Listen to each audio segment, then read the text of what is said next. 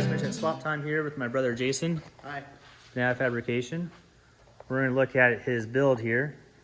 He's doing the Gen 5 with a 10-speed transmission, and everything else, as you see, is all custom.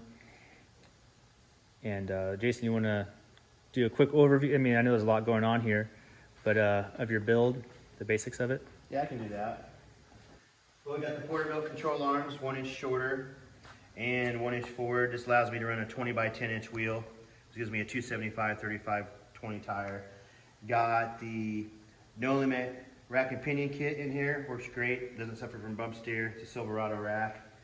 Got Douglas Machining made my valve covers for me. I've got the Porterbuilt frame stiffener. I made all the exhaust out of Speedway exhaust mandrel bit kit. Wow. The headers are Speed Engineering. Got the MagnaFlow mufflers. Then we got our Performance Online trailing arms, the Venata Fabrication bag relocation kit to move your bags forward so the truck rides nice, gets good lift. I've got the Alex V Watts link back here, Boyd's Welding EFI fuel cell, twin air tanks. I can't run a single air tank anywhere since I did not raise my bed floor in this one. So we're doing this. Got the airlift, preset ride height system in here. There's got the height sensors all the way around the truck. Got Viair compressors on both sides. Feeding the tank. And then the rear, I've got 20 by 12s with a slightly narrowed rear end. Anyway, these are billet specialties. Every single thing you see on here is available at my website, venatafabrication.com. Oh, we do have the big brakes on here. We've got the Willwood 14 inch in the front, 13 inch in the rear. I'll be doing a Performance Online booster with Willwood master cylinder, so it should have pretty killer brakes. Yeah, so like no joke, pretty much everything you can get off your website. Everything but the exhaust. And I was talking to him about the fuel line kit. I get asked a lot about that.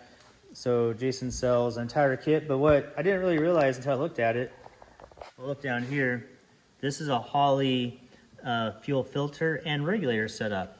Super cool, and they're actually pretty affordable. I was running an Aeromotive regulator and a separate filter, and that was about $300. This thing's under $200, and looks very nice, and looks like it comes apart. You can replace your filter. So nice setup there.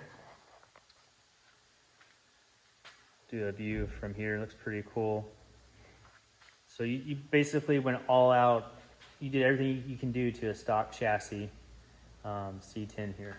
Yeah, basically I was trying to build the ultimate driver. Like everything on here is heavy duty. I was gonna be able to take long trips and not worry about anything failing.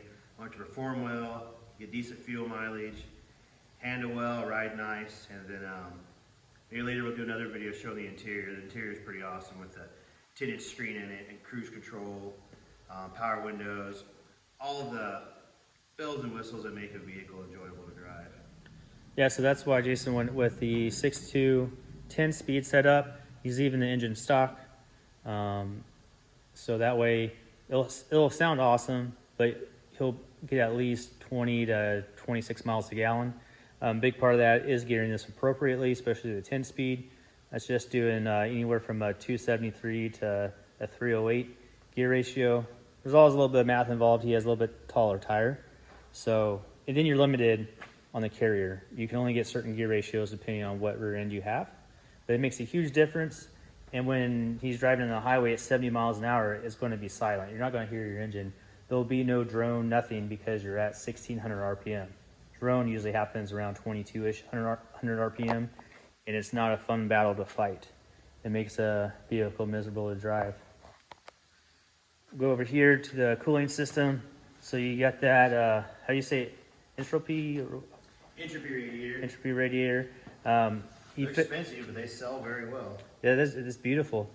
He fitted the PWM fan I sell. So as you can see, it gives good clearance right now. Yeah, we'll hold it straight. So he has that done just right.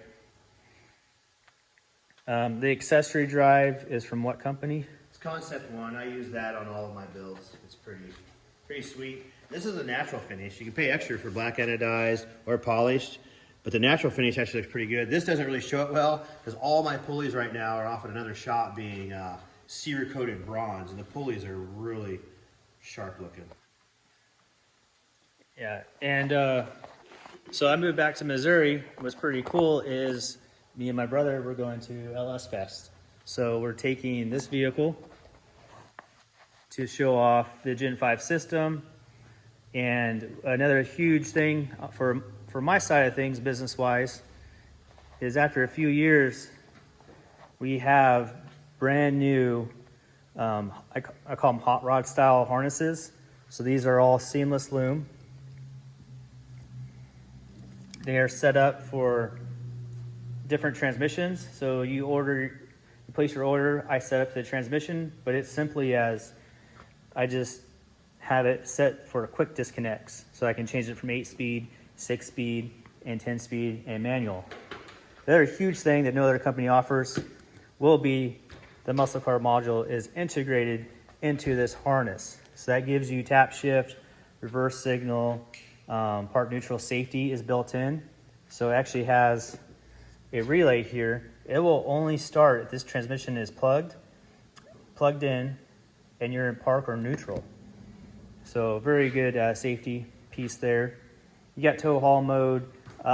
There's several things going on here. Even the AC is controlled through this module, so it does safeties via pressure, RPM, voltage, things like that.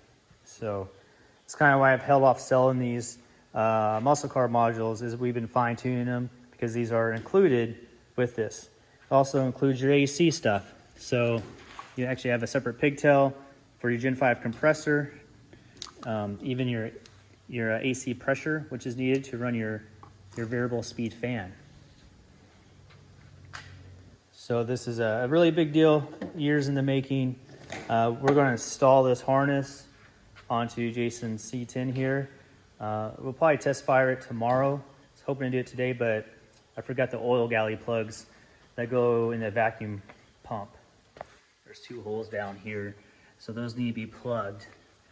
And we'll probably put the stock valve covers back on, the coils and everything, so it's really easy to do a test fire. But he's going to do remote coils on this. Drive it this weekend. Well, it'd be nice to hear it. Jason's been working on this. Well, he's actually super fast, so that's a lot of stuff going on here, as you can see. But we're just kind of, today I just started helping out on it. We did the fuel line underneath the back of it. So I made this fuel line, and this adapted to his system. That way you don't have the big piece coming out the side. It's all kind of hidden there, look real nice.